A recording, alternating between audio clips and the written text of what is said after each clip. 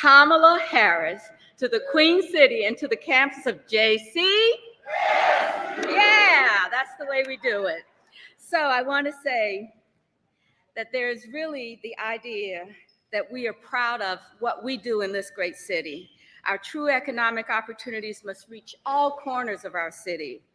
And at the same time, we have to recognize that too many families still struggle with the rising cost of healthcare, housing, education, and other essentials for our living styles. That's why the Biden-Harris administration building wealth agenda is so vital. Thank you very much, Connie. Yeah. Their initiatives are focused on creating pathways to prosperity for all Americans through investments in affordable housing, small business development, job training, child care affordability, and much more. With policies like expanding the child tax credit, that deserves some applause, enhancing funding for minority businesses, that's another, providing debt relief for student loan borrowers, and proposing $25,000 of down payment assistance for first-time home buyers. So this administration is taking concrete action to make the American dream accessible again to all. I want to thank her for, along with the president, for the tireless leadership on this crucial issue of building inclusive wealth. We're honored to host the Vice President in Charlotte today and look forward to her comments on how we can open up economic opportunities for all. Thank you very much, Charlotte. Let's be proud.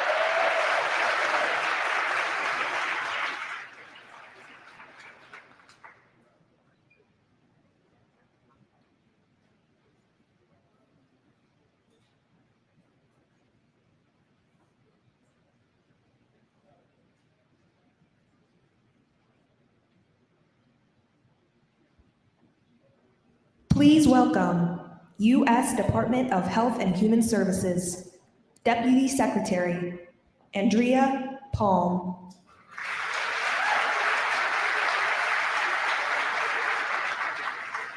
Hi there, I'm Andrea Palm. I have the privilege of serving as the Deputy Secretary at the U.S. Department of Health and Human Services. Thank you so much for having me here today. I'm really honored to be in North Carolina with the Vice President, and really want to thank her for everything that she's doing to lead our efforts to reduce costs and create economic opportunity all across America. I also want to thank Governor Cooper for his leadership and commitment to helping all North Carolinians get access to quality, affordable health care. I'm really proud also of the work that we're doing in the Biden-Harris administration at the U.S. Department of Health and Human Services to ensure that everyone has access to the care that they need. Today, more than 300 million Americans have health care coverage. And this year, a record,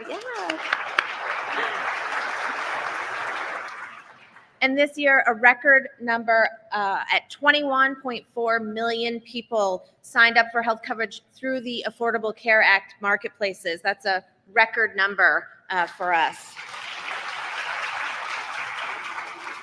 I also want to note that thanks to the Inflation Reduction Act, that coverage through healthcare.gov for 4 out of 5 Americans cost $10 or less per month. You can't get to a movie for $10. You, in some places, can't get a cup of coffee for $10. It's really an important part of the way that we make coverage affordable for the American people. Further, this administration has taken numerous actions to protect and strengthen the Affordable Care Act, to strengthen Medicaid and the Children's Health Insurance Program for hardworking families, to lower premiums, to expand access to affordable coverage in all the opportunities that we have as a U.S. government. We're ensuring that Americans have access so that they can take advantage of the opportunities that we are working with states like North Carolina to make available. And how do we know that the work of the Biden-Harris administration is having such a big impact on Americans?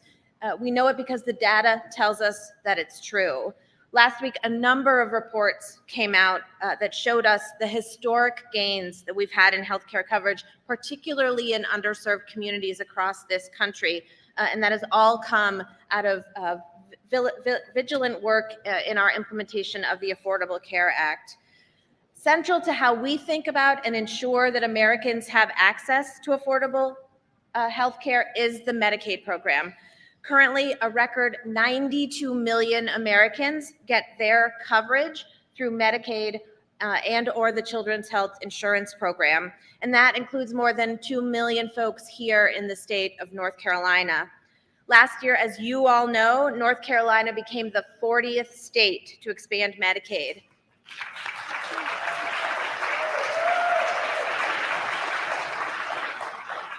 And that means that more than 600,000 North Carolinians became newly eligible to gain access to health care coverage. And as of today, the governor and I were just talking about it backstage, more than 480,000 North Carolinians have availed themselves of this new opportunity. And that is really important progress in a very short amount of time since enactment of that law. And certainly it would not have been possible without the leadership of this governor. And we at HHS want to express our heartfelt thanks to the governor for his partnership, for his tireless work to get that bill across the finish line and to drive implementation so that you all are where you are today. And so we really are, as a nation, closer than we have ever been to thinking about healthcare as a right for all and not a privilege for a few.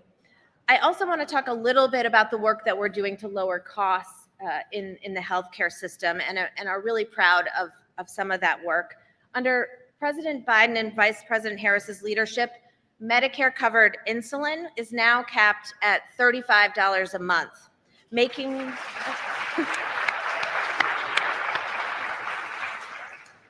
this life-saving medication more accessible. Preventive vaccines through the Medicare Part D program are now free of charge. And with the newly enacted $2,000 cap, expenses are really in a place where they're not going to get out of hand. If you know that every year your out-of-pocket expenses are capped at $2,000, that is a predictable amount that is, I think, really important for families to know about in Medicare. And right now, this very moment, the team back at HHS is negotiating directly with pharmaceutical manufacturers to lower the cost of the 10 most commonly used drugs in the Medicare program. And when those negotiations are done, we predict that this will save as much as $100 billion over 10 years. Yeah. That is a lot of money to stay in the pockets of hardworking American families instead of in the pockets of big pharma. I also want to acknowledge that despite all this progress, many families still face medical debt. And that is something that this vice president has made a priority to tackle. And we know at HHS that the best way to prevent medical debt is to continue to make progress in access to coverage, in getting more Americans covered, in tackling the cost of that coverage. And in the meantime, the vice president has challenged all of us to go even further. And yesterday, she called upon states, local governments, healthcare providers to take additional actions to relieve the burden of medical debt for millions of Americans. In that call, she announced a rule that would remove medical debt from credit reports for more than 15 million Americans. And that's a really big deal. So it's not just about healthcare, right? The cost of healthcare is tied to your economic well-being as a family. It's about your economic security. It's about your peace of mind. And we understand in the Biden-Harris administration that it's all connected together. I'm proud to serve in this administration, and we're committed to tackling these issues in service to American families. And I'm really proud to serve along this vice president and support her leadership and the work that she is doing to lift up Americans everywhere. Thank you so much again for having us here today.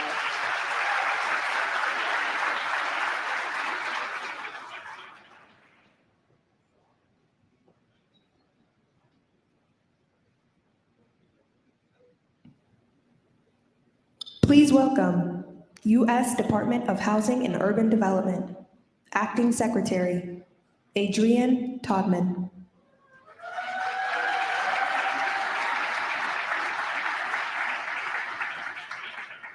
Well, hello, Charlotte.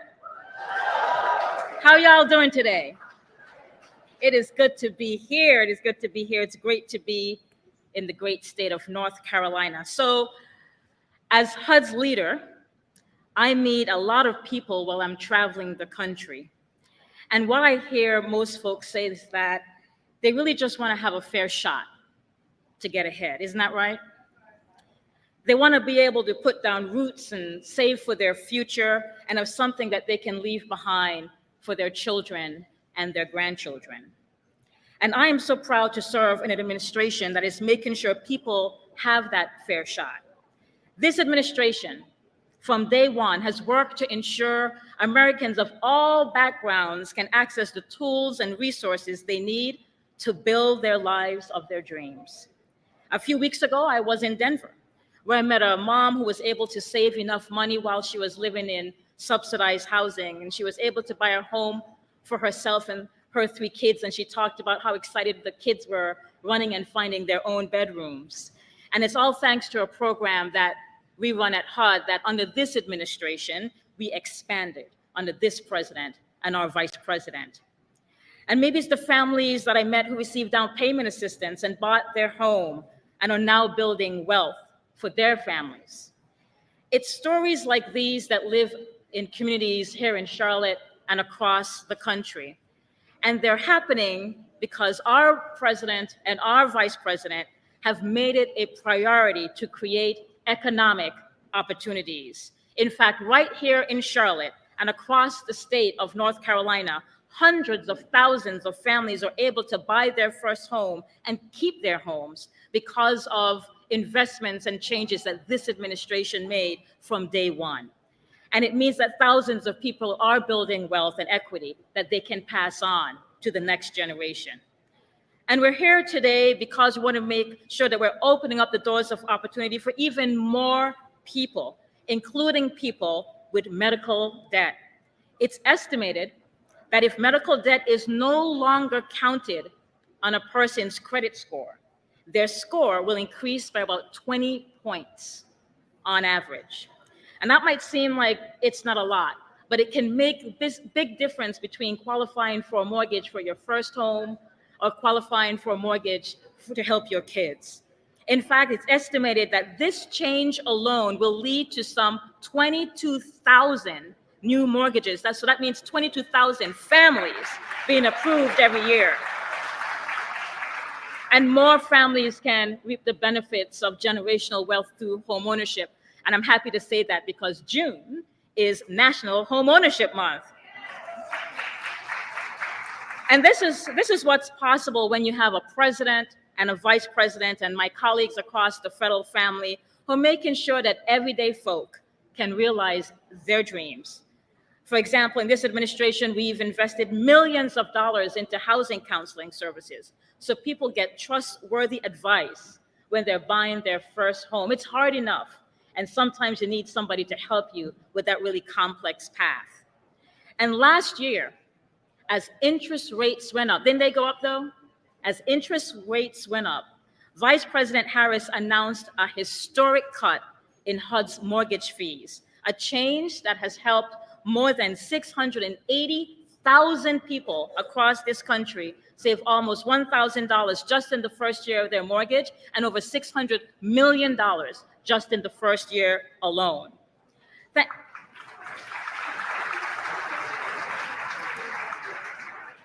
And look, we know that more people need help. We know that people are seeing that costs are still high to rent and to purchase a home. We know that there is more to do.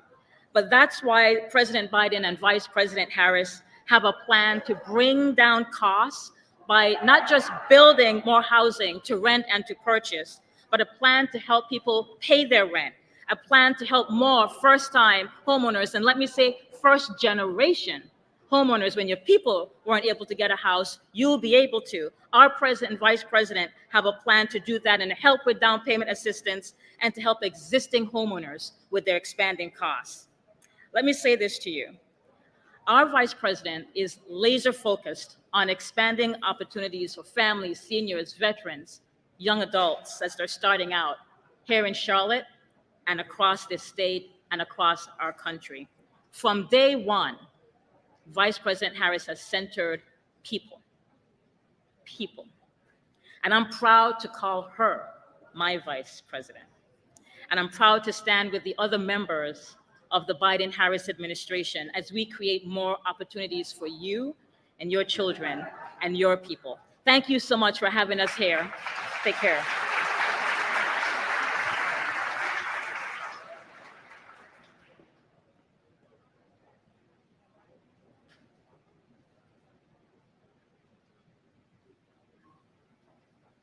Please welcome Governor of North Carolina, Roy Cooper.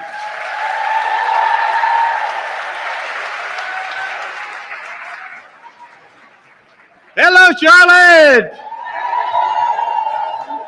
It is always great to be back on the campus of JC. You know what?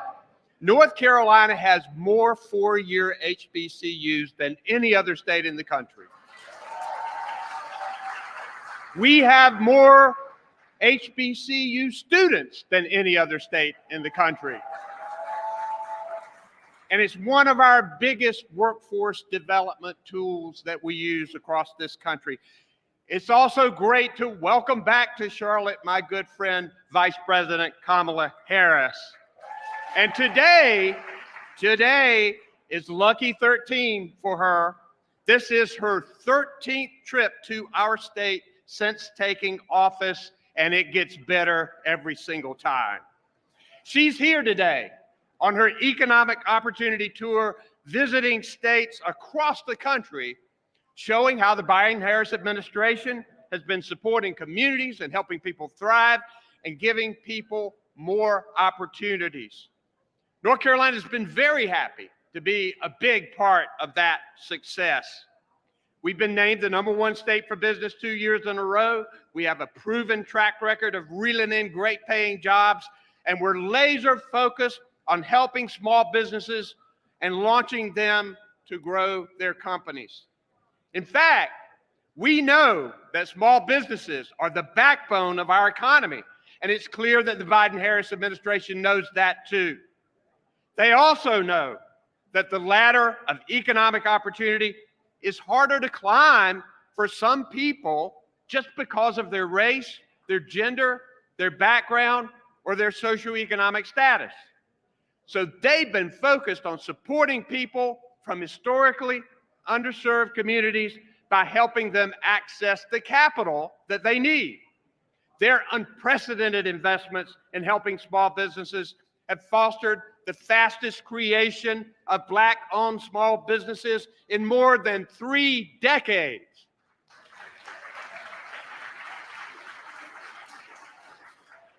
Back in March, the Vice President and I stopped in Durham to visit Black Wall Street to announce $32 million in federal funding to women and minority-led venture capital funds to support historically underserved and small businesses and entrepreneurs. And here in North Carolina, our Office of Historically Underutilized Businesses has done similar work. Around 7,100 businesses in North Carolina are now Board 8 Hub certified. And that means it puts them in the running for state contracts and gives them important opportunities while saving taxpayer money. We're also able to help many businesses during the pandemic with financial help from the Biden administration's American Rescue Plan. Many of you may remember Andrea Harris and what a great leader she was for North Carolina. In 2020, I created the Andrea Harris Social, Economic, Environmental, and Health Equity Task Force to further the economic development of marginalized communities and keep a focus on women and minority-owned businesses. And that task force continues its work today. But you know, even big ideas, business smarts, and even that extra help will only get you so far if you're crushed by the weight of medical debt or health problems. Economic opportunity is also about staying healthy, treating sickness, and being able to afford it. So we finally got the legislature to expand Medicaid in North Carolina. And that is why we call it the Working Families Bill of the Decade in our state. We already have enrolled more than 483,000 people in Medicaid expansion. They're getting the quality health care they need to stay well, to support their families, to find stability that they need to launch their big ideas and give them back to their communities to keep North Carolina growing. So today, there is no better place for the Vice President to visit to talk about economic opportunity for everyone. We have been so grateful to have strong partners in President Biden and Vice President Kamala Harris as we work to ensure that every single North Carolinian has the opportunity to succeed. Thank you, thank you, thank you very much.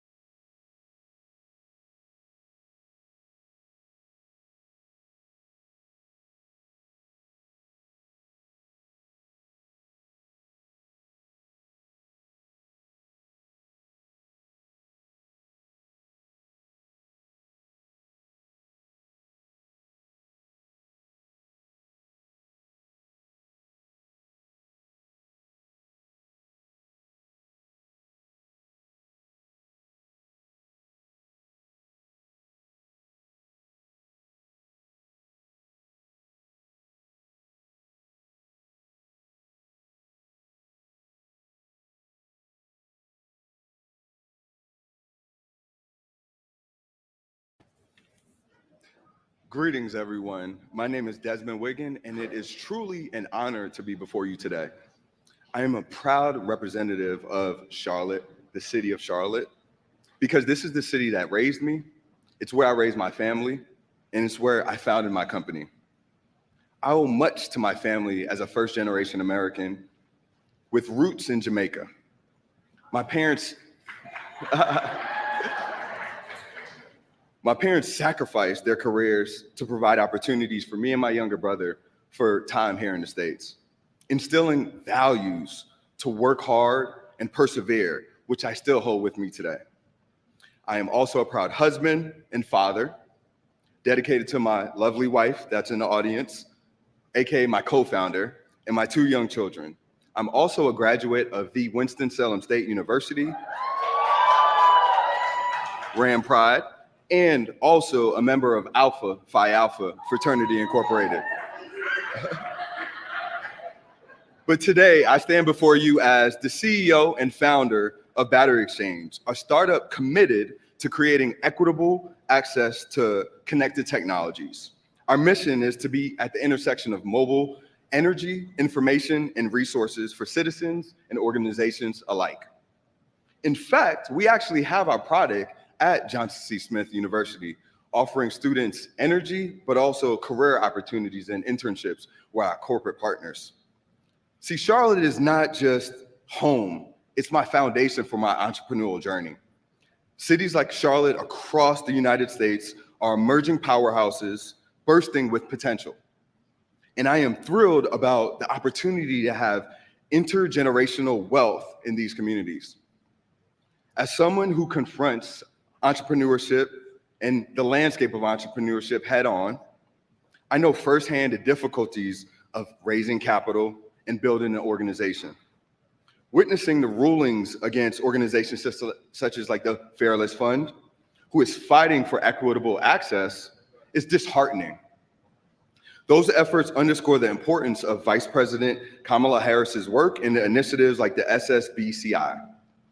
I'm thankful to be awarded the funding opportunity through the HBCU Founder Initiative on behalf of NextCubed and the NC Rural Institution. Vice President Harris's leadership in securing funding for founders like myself is not just a policy effort, it's a lifeline to entrepreneurs like myself, striving to create dreams and make them reality. Vice President Harris inspires me with her unwavering commitment to creating opportunities for underrepresented communities. She fights tirelessly to ensure that entrepreneurs like myself, regardless of their background, have the resources they need to succeed. Her vision and dedication are the setting foundation for a more equitable environment. I'm thankful for this opportunity to talk about myself, my organization, and the capital impact towards entrepreneurial growth. But now, what you guys are all waiting for, we're going to get into a riveting conversation about the amazing work that's happening with the Economic Opportunity Tour. First, I would like to introduce Bakari T. Sellers and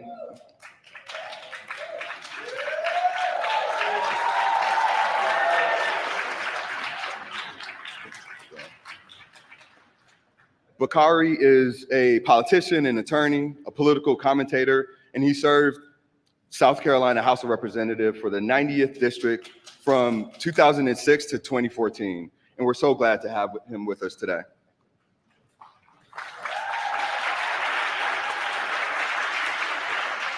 Next up, you guys might know this name. I'd like to introduce Mr. Michael Ealy, actor and activist.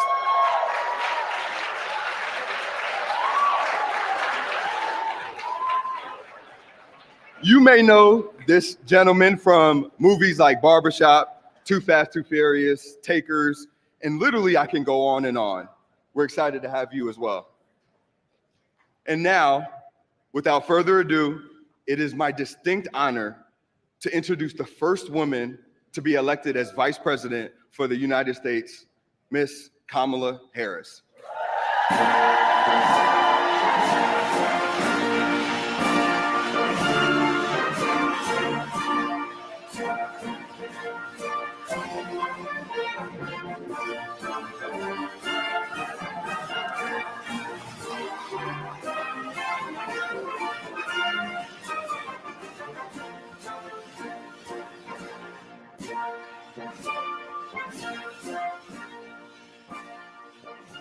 Good afternoon, everyone. Indeed. Can we please applaud Desmond as he walks off the stage? I have to say, Desmond, you are just an absolute model of what this tour is about. And everything that you said about yourself, your upbringing, but also what you have done in terms of the young leaders that are leading in this effort, combining things like technology with longstanding needs of communities. You really are doing an extraordinary job. Thank you for being such a big part of this. And thank you. Please give the Vice President of the United States of America another round of applause. We always love having you down south with us. And before I begin, I'm from the big city of Denmark, South Carolina, where we have 3 stoplights and a blinking light. And I always tell people my mom and dad say the 2 most important words in the English language are the words thank you, and they're not nearly said enough. And there are 2 people I have to acknowledge before we begin. One is one of the greatest mayors in the United States of America, Vi Laus. Please give her a round of applause. And the governor of North Carolina, but give him a round of applause anyway. I think he might have slid out. Yeah. And so one of the things that I enjoy about just being in your space, Madam Vice President, is that you're very intentional and you're very purposeful. And you've traveled across the country and met voters and met students in particular where they were and meeting people where they are. And you've led the fight for reproductive rights. You've challenged and talked about ending gun violence. And now you're on this economic opportunity tour. I think the first question we have to ask is why this tour? Why now? Thank you, Bakari, and thank you for your leadership and always using your voice in such a courageous and important way. And Michael, thank you. He's just been on the road with me for different events. Why this tour? Well, most importantly, it's because I feel very strongly that we need to be in the community, listening, and giving people information about the work that we have done that will help folks. Because I'm very aware that, we can do all this good stuff in Washington, D.C., but if it doesn't hit the streets, it doesn't matter. So I'm on this tour to travel our country and describe what we have done with the full intention that the opinion leaders, the civic leaders, the community leaders that are here will help us get the word out so that people can take advantage of what is available to help them. And in particular, on the issue of, for this tour, economic opportunity. So the tour is designed, and what I've been talking about are 2 things in particular. The obstacles that exist that get in the way of people achieving their dreams around their economic future, intergenerational wealth. Desmond talked about that. To talk about the obstacles that exist that often are no fault of the individual, but that are systemic and that we are working to bypass. And then also to explain to folks the opportunities that are available. So today we'll talk about obstacles like debt, a big issue that holds people back. We're going to talk about the opportunities that are available, such as access to capital, federal government contracts that can infuse communities and entrepreneurs and individuals with the resources that they need and that they rightly earn but don't have access to otherwise. So that's the purpose of the tour. I believe very strongly that the accomplishments of our administration, such as creating 15 million new jobs, creating over 800,000 new manufacturing jobs, historic low unemployment, in particular for the Black community, are very important, critically important. And that is not to the exclusion of also understanding we have extraordinary capacity and leaders in the community who have incredible ideas, who are entrepreneurial, who are ambitious, who have aspirations that, yes, are about making sure that everyone is employed, but also the creation of wealth. To aspire to create wealth is a good thing as far as I'm concerned. if that is what one chooses. I, on the other hand, have chosen to live a life of public service. But I am all for any of you. Get yours if that's what you want, right? We trying. We definitely. And so that's what this tour is about. You know, Madam Vice President, the greatest accomplishment in my life is getting Ellen Rucker Sellers to say yes, and I do. And she is here. Where is she? There, she's you are also, a saint. Oh, now she's a saint. Okay. Yeah, she's a saint. But she's also a small business owner, and I see what she goes through with Rucker Roots and trying to make sure that her business excels. Yeah. And one of the things that we talk about often is access to capital for entrepreneurship and small businesses. Yeah. And that's something that's been very important to you and the President of the United States. Tell us more about this work and why is it so important to be able to get these small businesses their access to capital? So let's start with the point that Ellen knows well, which is that not everyone has access to the capital that is necessary to start up a business, but it is not for lack of a good idea. It is not for lack of incredible work ethic. It is not for lack of the ambition to actually create something that will not only benefit oneself or their family, but also the community at large. And so the focus of my work since my days in the Senate has been to expand access to capital, and in particular to do that through community banks. Because community banks are self-defined. They are situated in the community. They are run and by folks who know the community, know the capacity of the community, know the mores of the community, know the needs of the community, and are then able to give the kind of assistance that is about loans, but also about helping folks with financial literacy, helping folks learn how to run a payroll, how to deal with business taxes. Because many of us, we didn't grow up learning that in our household, and we don't really teach that in school.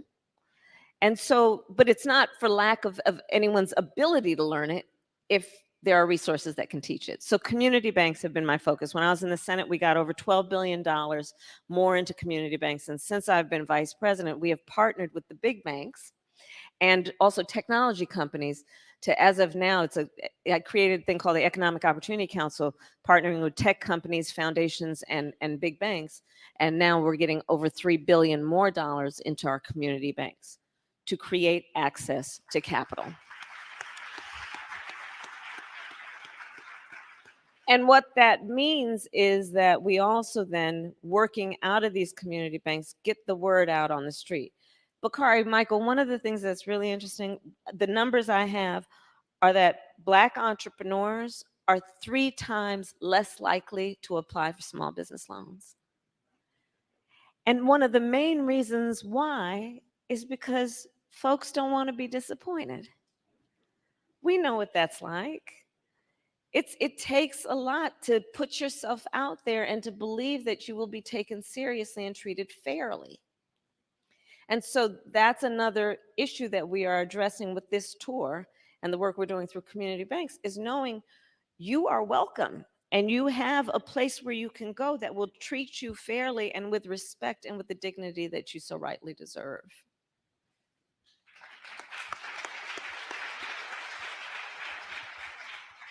Madam Vice President, it's an honor to be here with you today. I think this tour is such a great idea, and I think just it's working, one. And two, I think it's always great for the people to hear directly from you what is happening, what is being done. I know an important issue for you is housing. Yes. And I know it's been an important issue for you throughout your career. Yep. Being in California the last 20 plus years, I know how much work you've done there. I know it's at the forefront for you. It was at the forefront for you there. It's at the forefront for you now in this administration. The question I have is, it's a priority. So what is the administration doing to help ease the burden of home ownership right now? So let's start, as you know, Michael, and we've talked about this before. Home ownership is one of the best ways to achieve intergenerational wealth. Correct. Right? So, and let's think about it this way. When you are able to to buy a home, obviously for most of us with a mortgage, but when you are able to have a home that is yours, that you own, you accrue capital, right? And that means that when your child says, okay, now everybody, I think everybody in North Carolina can handle this. When your child says you want to go to Howard University, I couldn't help myself. We know. When their child says, I want to go to a HBCU such as the one that we are so privileged to be in right now, you can say, honey, you don't have to take out that loan. I'll take some equity out of the home. You don't have to take out a loan. I'll take some equity out of the house to help you pay that tuition. Or if your child says, I want to start a business, you can say, honey, I can take some equity out of the home and help you with some startup capital. Home ownership is one of the best ways that we achieve intergenerational wealth.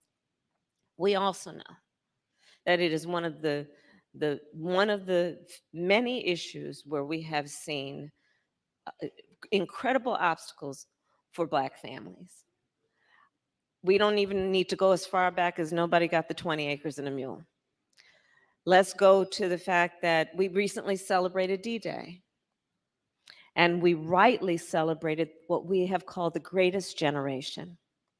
Well, there was a public policy, rightly in our country, that said about that greatest generation, you have brought stability to the world. You, as American military members, most of whom were men, you have served your country and the world with such dignity, to such great result. So we want to invest and reward you.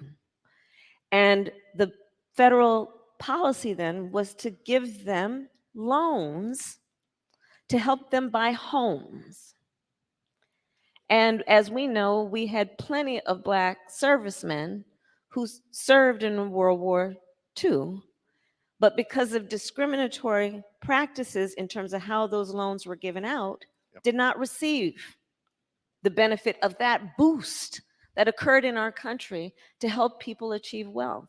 So there were pre-existing disparities, and then you had this boost. You think about it in terms of the history of redlining. You think about it in the history of what was called a whole federal policy around urban renewal, which basically resulted in freeways cutting through Black communities and other communities of color, thereby dividing up communities around what otherwise were thriving commerce communities. So what we have been doing as an administration to deal with this issue is to, one, acknowledge the truth about the disparities, and to seek out and identify the disparities and the built-in systems that still exist that create those obstacles to home ownership. And I'm going to talk about one in particular, racial bias in home appraisals. Yeah. So we decided to take that on. Many of you may know the stories about a Black family that wants to sell their home and then has the appraiser come in, and the house is appraised for what they know is less than its value. And you probably know the stories about how they'll then reach out to family friends who are white and say, hey, we all come over, bring your family pictures. We're going to take down ours, and you invite the appraiser. And the home appraises for higher value. So one of the issues that we are taking on is this issue, and are now requiring that appraisers have racial bias training before they are able to do this work. We are also giving, for people who are the first generation in their family to seek to buy a home, $25,000 grants for startup capital to actually be able to pay down on home ownership. $25,000 if you are first, or you are the generation that is the first in your family to be able to buy a home. The other thing we are doing is, for a certain tranche of folks, helping them first-time homeowners, $400 a month in credits toward paying your mortgage. And these issues are exactly the kind of issues that when you address them, make a huge difference in terms of who's able to buy a home. And that matters. And you know, listen, this you probably are sensing from the things that I'm describing. We have been taking a critical look at those specific pieces of the system that have long gone overlooked, that are, you know, that the story about the princess and the pea, that seemingly small thing that makes all the difference. These specific aspects of the system that have kept people from achieving their dreams. Another issue that we have been dealing with is federal contracts. So if you get a federal contract, being very frank, unless you mess it up, it's yours for life. But what we know is that when you're talking about Black entrepreneurs, Black small business owners, less likely to have the relationships or know the process for applying for a federal contract. When President Biden and I came in, we committed to increase federal contracts to minority-owned businesses by 50%, and we're on track to get that done by the end of 2025. Part of this tour is to create information and available to everyone here to know how you go about applying for federal contracts and which federal contracts are up. Because remember, we also came in and are finally fixing the infrastructure problem in America. You know, somebody talked about Infrastructure Week, which never happened. We actually got it done. Think about the number of contracts, federal contracts, based on the money we are putting literally on the streets of America to upgrade our sidewalks and our bridges and our freeways. Do you know that the 90% of construction companies employ 20 or fewer people? Those are small businesses. And then we have all this federal work that is happening around construction work. We passed the Inflation Reduction Act. We're putting, by my estimate, $1 trillion on the streets of America in the next 10 years to deal with the extreme climate occurrences, adaptation, resilience, investing in a clean energy economy. Those are federal contracts. So when we make a commitment to increase by 50% federal contracts going to minority-owned businesses, think about what that can mean in terms of a boost to communities around the creation and sustaining of wealth and wealth generating businesses. Wow. It's amazing to hear it directly from her, isn't it? It's just amazing. One of the things you brought up when we first sat down was you talked about how debt is affecting people, whether it be student loans or medical debt. Yeah. How do you feel like what is the administration doing to help kind of address these obstacles? And, how can we move forward? Right. So debt is probably one of the biggest issues that holds people back in our country. And we decided to take it on because, our philosophy is that we want people to not just be able to get by, but get ahead. And debt is one of those things that holds people back from getting ahead. So we decided to take on, for example, the issue of student loan debt. I will say that here at this incredible HBCU, one of the things we know is that Black students are more likely to be Pell Grant recipients and take out student loans and endure for years, if not decades, student loan debt. And what that does to then hold back their ability to aspire to have a family, buy a home. So we decided to take it on, and not without great opposition from people in Washington, D.C. Let's be clear about that. They didn't want this. They said, well, I got mine, you should be able to do yours. Instead of taking into account, again, what we have already discussed in terms of where people start. Not everybody starts out on the same base, right? And that's part of our mentality in thinking about this. So we have now forgiven over $160 billion in student loan debt, benefiting about 5 million people. I have met just today people who have had their student loan debt forgiven. Please testify. And what it has meant. For example, we've also doubled the amount of student loan debt that we have forgiven for public servants, such as firefighters, nurses, teachers. God knows we don't pay them enough as it is.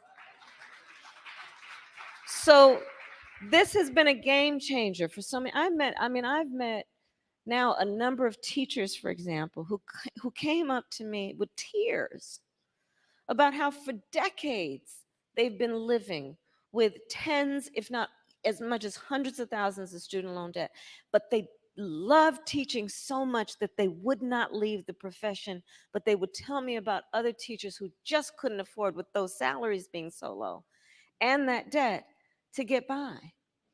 So again, it's not only about our accomplishments on the issue of the creation of wealth, it's equally important, Bakari and Michael, to understand why.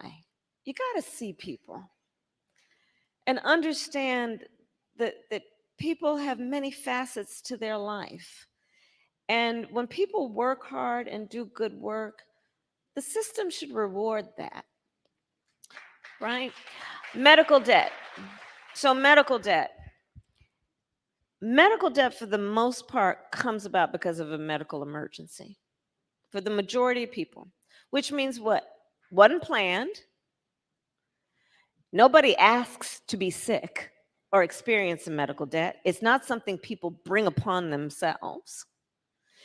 And it can result in, again, tens, if not hundreds of thousands of dollars of debt as a result of that medical emergency. And forever until now, that could count against your credit score.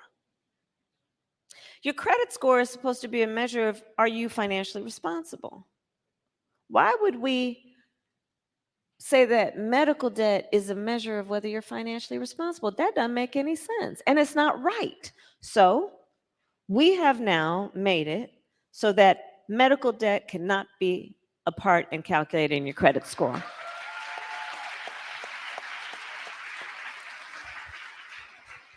And now, because there's so many apps, most people know their credit score, like how much you weigh, right? And what that number means in terms of your eligibility for a car loan, home loan, or even just to get an apartment lease. So this is going to be a game changer for so many people. And again, it's about, debt is not just about a financial number.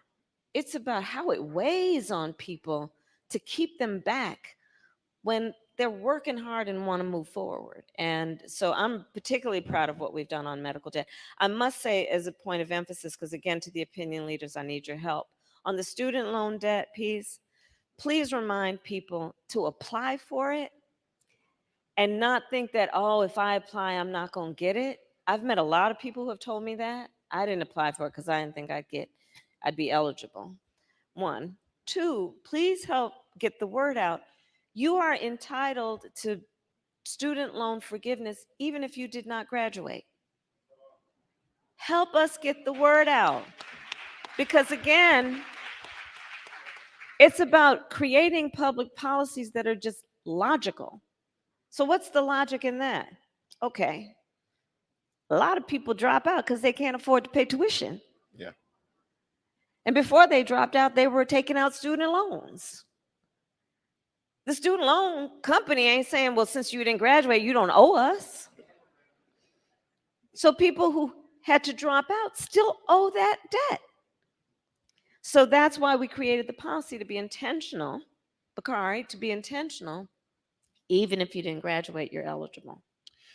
I'm going to use just a slight bit of personal privilege because you talked about being intentional for this last question.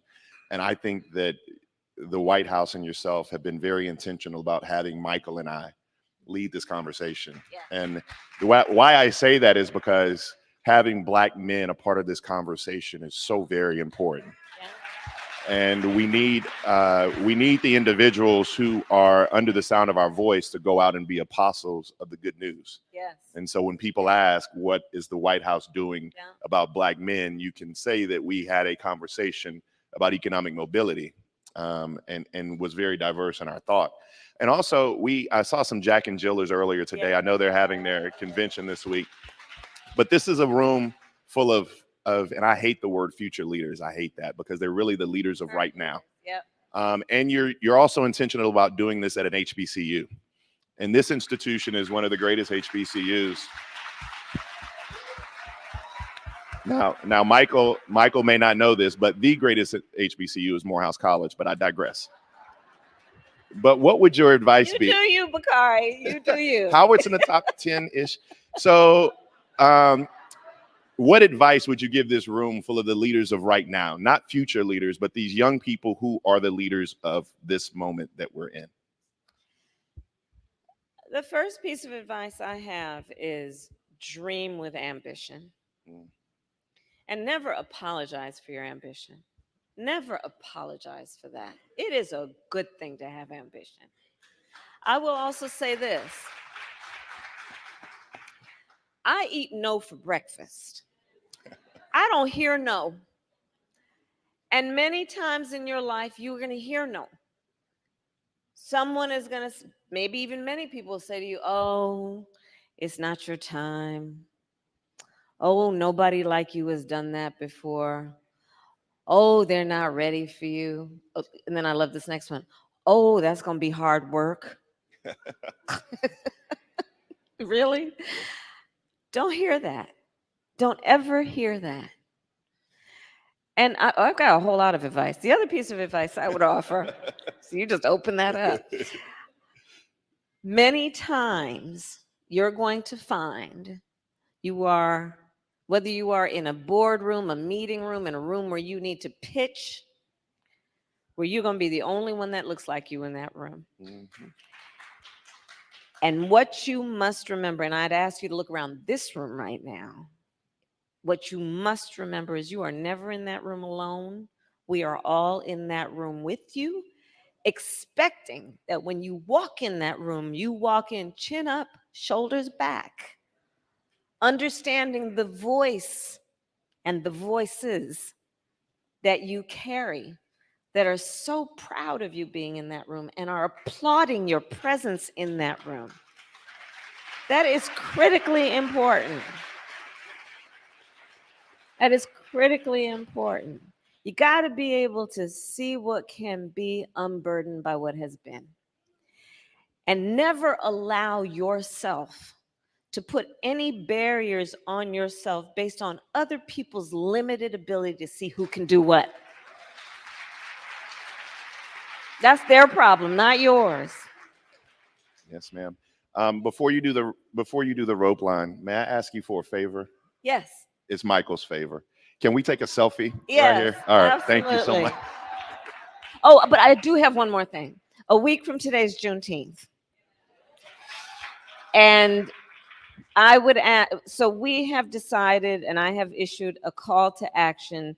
It's our newest federal holiday. I was proud as a member of the United States Senate to sponsor a piece of legislation to make it a holiday. And a lot of people have been wondering of the various ways that traditionally Juneteenth has been celebrated, as now it is a national holiday, how do we do it going forward?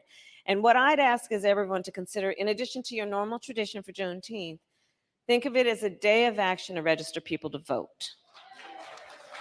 Please. Thank you.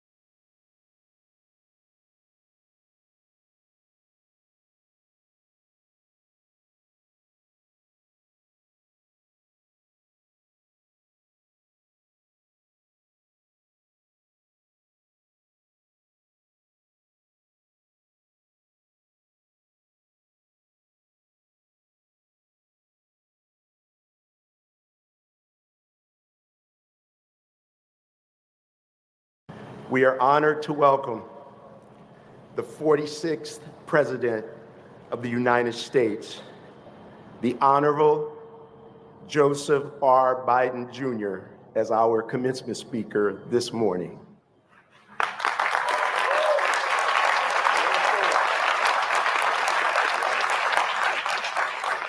They say that when you find a job that you love, it isn't work at all. That can be said for Joseph Biden Jr., who has spent his entire life in public service. His career began in 1970 in his hometown of Delaware, when he was elected to the Newcastle County Council, a post he sought just after graduating from Syracuse Law School. 2 years later, at 29, Biden was one of the youngest people ever elected to the US Senate, where he remained for 36 years. During that time, he served 16 years as chairman, a ranking member of the Senate Judiciary Committee,